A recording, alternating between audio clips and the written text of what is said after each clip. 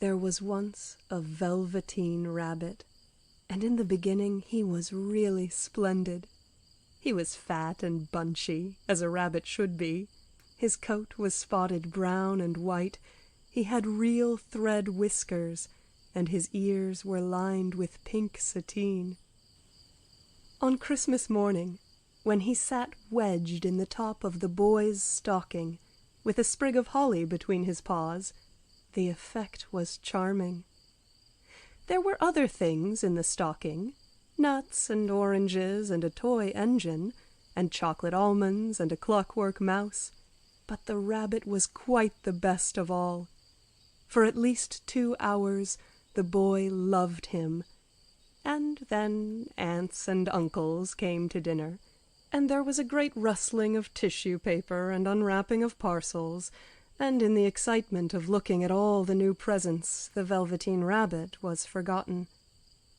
For a long time he lived in the toy cupboard or on the nursery floor, and no one thought very much about him. He was naturally shy, and being only made of velveteen, some of the more expensive toys quite snubbed him.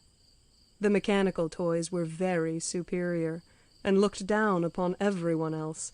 They were full of modern ideas, and pretended they were real. The model boat, who had lived through 2 seasons and lost most of his paint, caught the tone from them and never missed an opportunity of referring to his rigging in technical terms.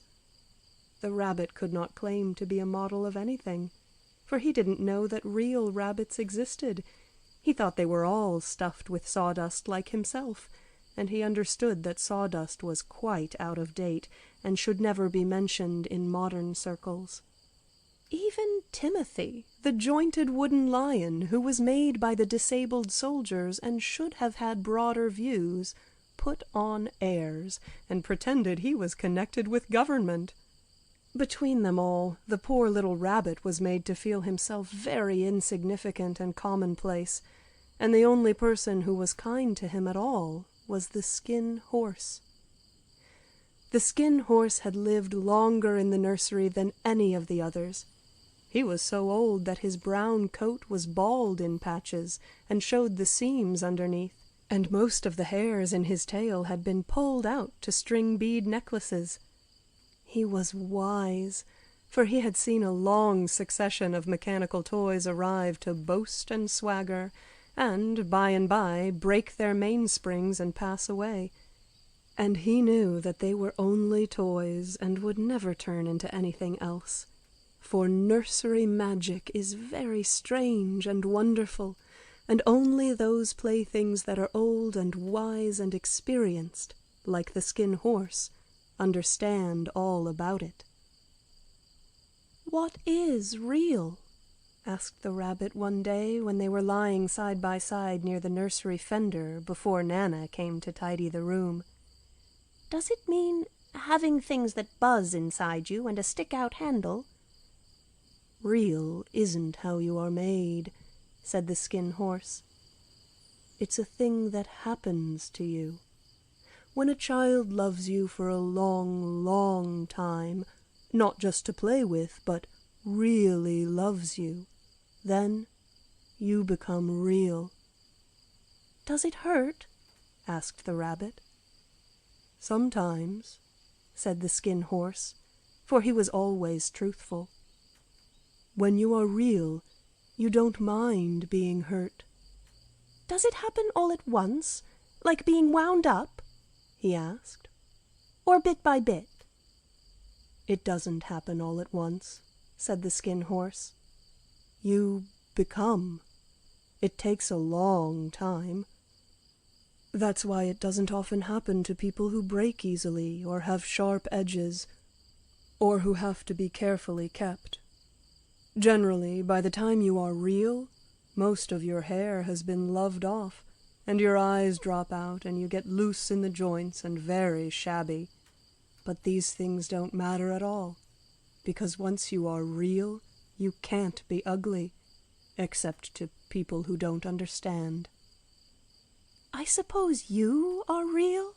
said the rabbit, and then he wished he had not said it, for he thought the Skin Horse might be sensitive. but the Skin Horse only smiled. "The boy's uncle made me real," he said. "That was a great many years ago, but once you are real, you can't become unreal again. It lasts for always." The rabbit sighed. He thought it would be a long time before this magic called real happened to him. He longed to become real, to know what it felt like, and yet the idea of growing shabby and losing his eyes and whiskers was rather sad. He wished that he could become it without these uncomfortable things happening to him. There was a person called Nana who ruled the nursery. Sometimes she took no notice of the playthings lying about, and sometimes, for no reason whatever, she went swooping about like a great wind and hustled them away in cupboards. She called this tidying up, and the playthings all hated it, especially the tin ones. The rabbit didn't mind it so much, for wherever he was thrown he came down soft. One evening, when the boy was going to bed, he couldn't find the china dog that always slept with him. Nana was in a hurry, and it was too much trouble to hunt for china dogs at bedtime, so she simply looked about her, and seeing that the toy cupboard door stood open, she made a swoop. "Here," she said, "take your old bunny. He'll do to sleep with you." And she dragged the rabbit out by one ear and put him into the boy's arms. That night, and for many nights after, the Velveteen Rabbit slept in the boy's bed. At first he found it rather uncomfortable, for the boy hugged him very tight, and sometimes he rolled over on him, and sometimes he pushed him so far under the pillow that the rabbit could scarcely breathe. And he missed, too, those long moonlight hours in the nursery, when all the house was silent, and his talks with the Skin Horse. But very soon he grew to like it, for the boy used to talk to him, and made nice tunnels for him under the bedclothes that he said were like the burrows the real rabbits lived in. And they had splendid games together in whispers when Nana had gone away to her supper and left the nightlight burning on the mantelpiece. And when the boy dropped off to sleep, the rabbit would snuggle down close under his little warm chin and dream, with the boy's hands clasped close round him all night long. And so time went on, and the little rabbit was very happy, so happy that he never noticed how his beautiful velveteen fur was getting shabbier and shabbier, and his tail coming unsewn, and all the pink rubbed off his nose where the boy had kissed him. Spring came, and they had long days in the garden, for wherever the boy went, the rabbit went too. He had rides in the wheelbarrow, and picnics on the grass, and lovely fairy huts built for him under the raspberry canes behind the flower border. And once, when the boy was called away suddenly to go out to tea, the rabbit was left out on the lawn until long after dusk, and Nana had to come and look for him with the candle because the boy couldn't go to sleep until he was there. He was wet through with the dew and quite earthy from diving into the burrows the boy had made for him in the flower bed, and Nana grumbled as she rubbed him off with a corner of her apron. "You must have your old bunny," she said. "Fancy all that fuss for a toy." The boy sat up in bed and stretched out his hands. "Give me my bunny," he said. "You mustn't say that. He isn't a toy, he's real." When the little rabbit heard that, he was happy, for he knew that what the Skin Horse had said was true at last. The nursery magic had happened to him, and he was a toy no longer. He was real. The boy himself had said it. That night he was almost too happy to sleep, and so much love stirred in his little sawdust heart that it almost burst. And into his boot-button eyes, that had long ago lost their polish, there came a look of wisdom and beauty, so that even Nana noticed it next morning when she picked him up and said, "I declare if that old bunny hasn't got quite a knowing expression. That was a wonderful summer. Near the house where they lived there was a wood, and in the long June evenings the boy liked to go there after tea to play. He took the Velveteen Rabbit with him, and before he wandered off to pick flowers or play at brigands among the trees, he always made the rabbit a little nest somewhere among the bracken where he could be quite cozy, for he was a kind-hearted little boy, and he liked Bunny to be comfortable. One evening, while the rabbit was lying there alone, watching the ants that ran to and fro between his velvet paws in the grass, he saw two strange beings creep out of the tall bracken near him.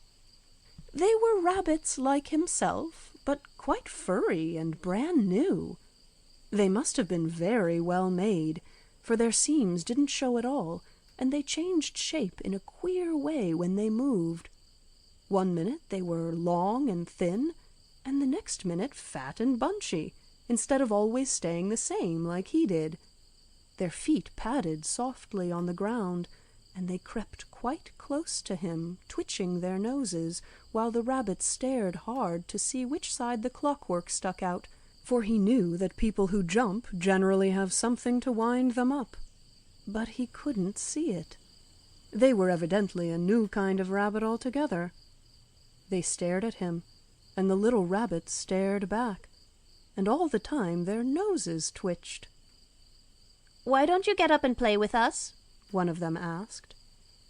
"I don't feel like it," said the rabbit, for he didn't want to explain that he had no clockwork. "Ho!" said the furry rabbit, "it's as easy as anything." And he gave a big hop sideways and stood on his hind legs. "I don't believe you can," he said. "I can," said the little rabbit. "I can jump higher than anything."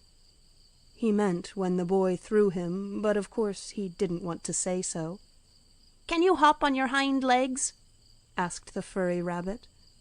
That was a dreadful question, for the Velveteen Rabbit had no hind legs at all. The back of him was made all in one piece, like a pin-cushion. He sat still in the bracken and hoped that the other rabbits wouldn't notice.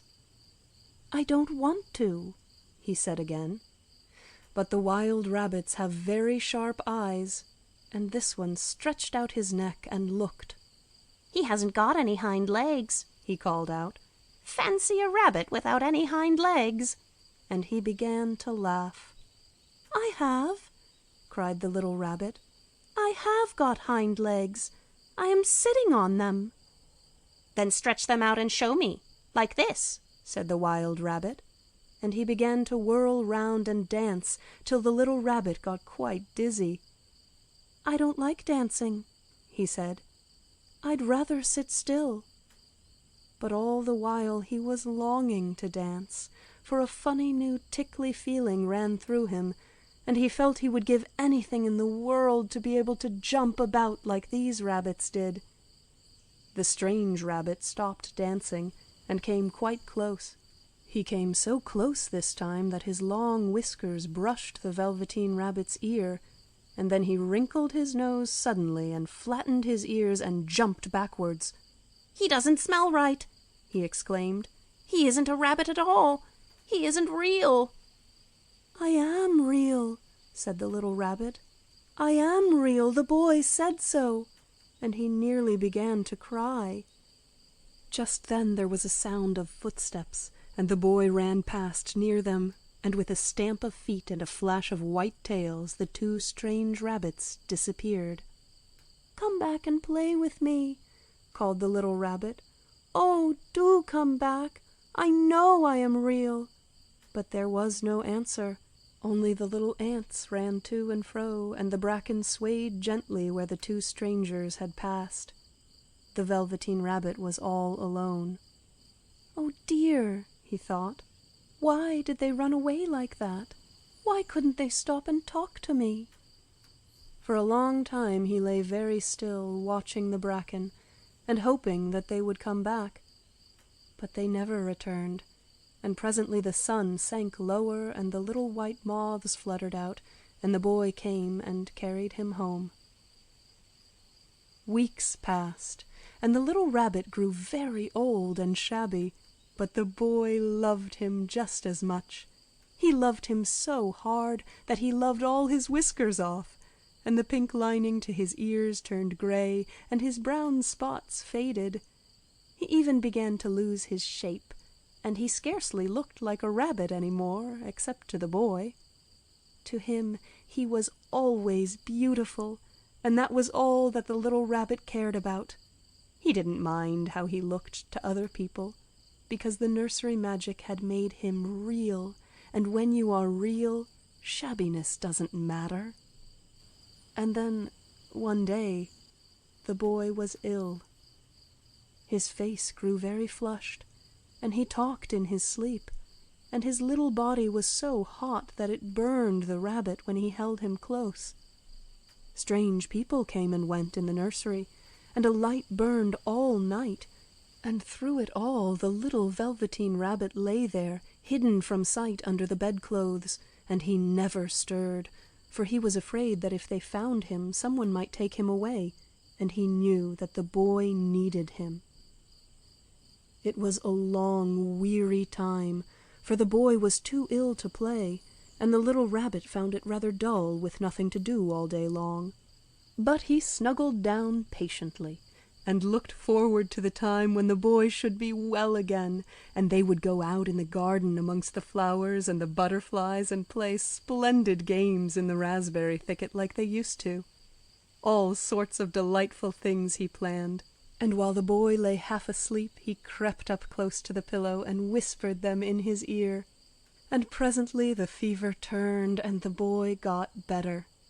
He was able to sit up in bed and look at picture books while the little rabbit cuddled close at his side, and one day they let him get up and dress. It was a bright sunny morning, and the windows stood wide open. They had carried the boy out to the balcony wrapped in a shawl, and the little rabbit lay tangled up among the bedclothes, thinking. The boy was going to the seaside tomorrow. Everything was arranged, and now it only remained to carry out the doctor's orders. They talked about it all while the little rabbit lay under the bedclothes with just his head peeping out, and listened. The room was to be disinfected, and all the books and toys that the boy had played with in bed must be burnt. "Hooray!" thought the little rabbit. "Tomorrow we shall go to the seaside." For the boy had often talked of the seaside, and he wanted very much to see the big waves coming in, and the tiny crabs, and the sand castles. Just then Nana caught sight of him. "How about this old bunny?" she asked. "That," said the doctor. "Why, it's a mass of scarlet fever germs. Burn it at once." "What nonsense! Get him a new one. He mustn't have that any more." And so the little rabbit was put into a sack with the old picture books and a lot of rubbish, and carried out to the end of the garden behind the fowl house. That was a fine place to make a bonfire, only the gardener was too busy just then to attend to it. He had the potatoes to dig and the green peas to gather, but next morning he promised to come quite early and burn the whole lot. That night the boy slept in a different bedroom, and he had a new bunny to sleep with him.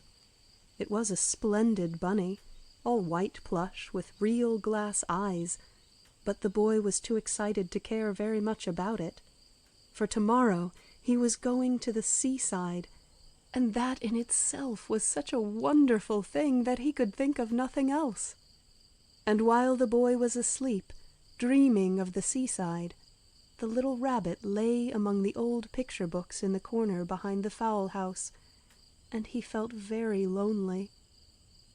The sack had been left untied, and so by wriggling a bit he was able to get his head through the opening and look out. He was shivering a little, for he had always been used to sleeping in a proper bed, and by this time his coat had worn so thin and threadbare from hugging that it was no longer any protection to him. Nearby he could see the thicket of raspberry canes growing tall and close like a tropical jungle, in whose shadow he had played with the boy on bygone mornings. He thought of those long sunlit hours in the garden, how happy they were, and a great sadness came over him. He seemed to see them all pass before him, each more beautiful than the other, the fairy huts in the flower bed, the quiet evenings in the wood when he lay in the bracken and the little ants ran over his paws, the wonderful day when he first knew that he was real. He thought of the skin horse, so wise and gentle, and all that he had told him. Of what use was it to be loved and lose one's beauty and become real if it all ended like this? And a tear, a real tear, trickled down his little shabby velvet nose and fell to the ground. And then a strange thing happened, for where the tear had fallen, a flower grew out of the ground, a mysterious flower, not at all like any that grew in the garden. It had slender green leaves the color of emeralds, and in the center of the leaves a blossom like a golden cup. It was so beautiful that the little rabbit forgot to cry, and just lay there watching it. And presently the blossom opened, and out of it there stepped a fairy. She was quite the loveliest fairy in the whole world. Her dress was of pearl and dewdrops, and there were flowers round her neck and in her hair, and her face was like the most perfect flower of all. And she came close to the little rabbit and gathered him up in her arms and kissed him on his velveteen nose that was all damp from crying. "Little rabbit," she said, "don't you know who I am?" The rabbit looked up at her, and it seemed to him that he had seen her face before, but he couldn't think where. "I am the nursery magic fairy," she said. "I take care of all the playthings that the children have loved. When they are old and worn out and the children don't need them any more, then I come and take them away with me and turn them into real." "Wasn't I real before?" asked the little rabbit. "You were real to the boy," the fairy said, "because he loved you. Now you shall be real to everyone." And she held the little rabbit close in her arms and flew with him into the wood.